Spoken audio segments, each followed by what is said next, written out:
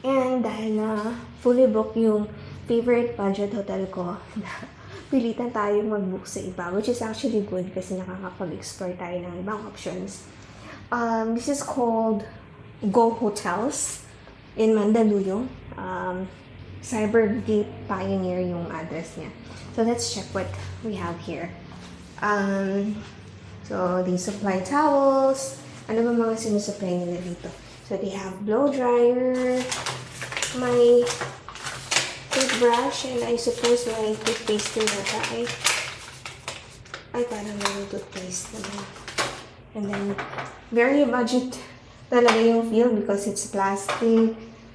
And then malinis ba? I think it's clean, it's decent. My hand wash, body wash.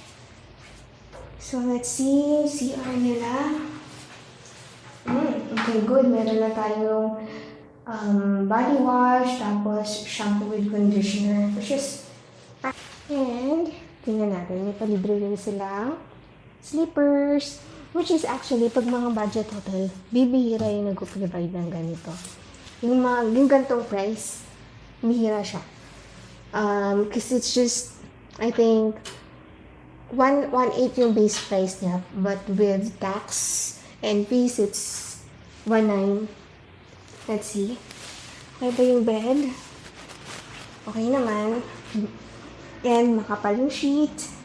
Check here. Parang ano ko na, wait, 3 lang silang hanger. Pwede mong anuhan.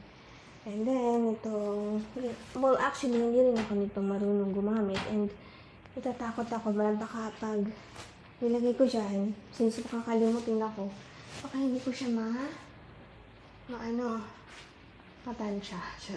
Baka hindi ko maalala. So, ito naman yung, I think, centralized aircon siya.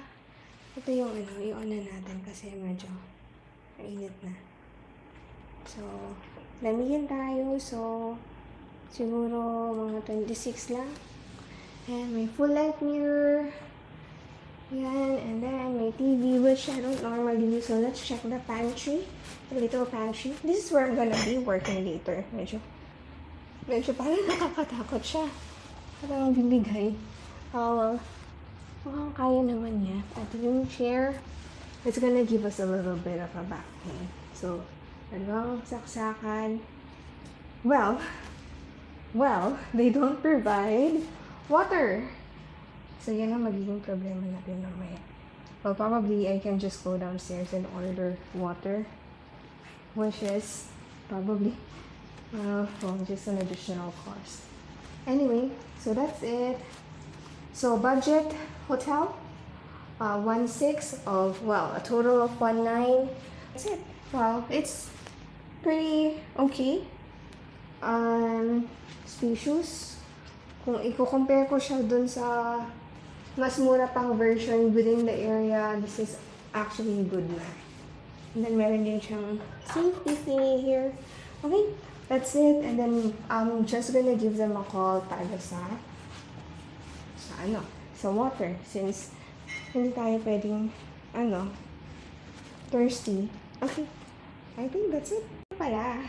Correction for what I said earlier. Hindi na pala kailangan bumili ng water. If you need more water, you need to refill it. Pupunta ka sa hallway. Yan. So, pupunta tayo ng hallway. Hanapin natin ito. Medyo malaki kasi, di ba? Kanina paglakad-lakad natin, malaki siya. So, punta tayo. Okay, so, tara. Hiwa tayo ng water. At ito siya. Nahanap ko na. It's here. Actually, madami pala siya.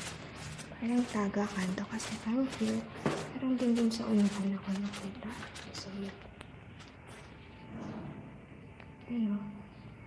Ayan. Okay. So, let's go back here. Ayan. It's a typical dispenser. At nagpuno tayo ng lukewarm water.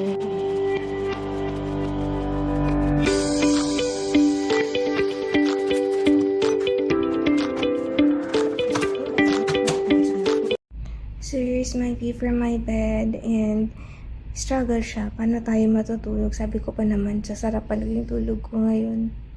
So, kailangan ko ng takip sa mata.